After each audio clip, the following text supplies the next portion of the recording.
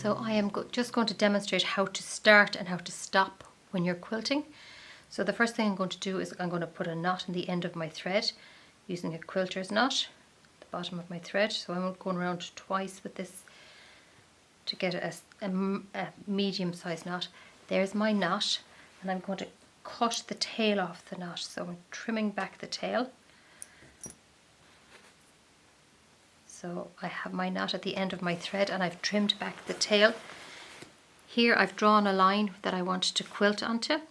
So I'm going to quilt up along that line, but I'm going to enter with my needle marginally away, about an inch away from that line, and then come up at that line, like that.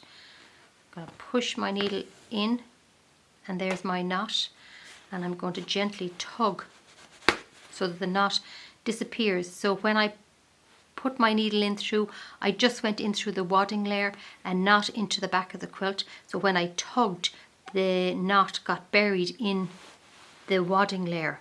So then I'm going to do my little bit of quilting lines.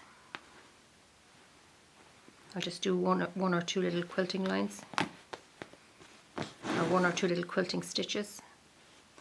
And when I'm about to finish, or when I've decided I've had enough, or I'm running out low on thread and I need to finish, I need to create a knot.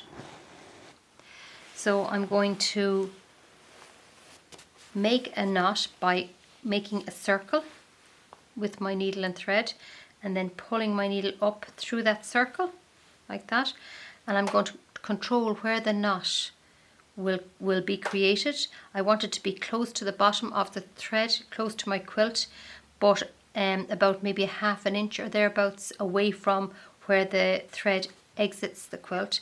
So I'm controlling where the knot is going to go by just stopping it from moving. So now I have a knot, and there's about maybe a half an inch there between where my thread exits the quilt and the knot itself, and that gives me enough to make a false stitch. So now I'm going to go in, but not go through to the bottom, not go through to the 3 layers, just into the wadding layer, and then come out a little distance away from that. So when I get my knot to the area, I'm just going to give it a tug, and the knot gets buried in the quilt sandwich, and then I can cut my thread and the tail of the thread disappears, so there's no evidence of the knot.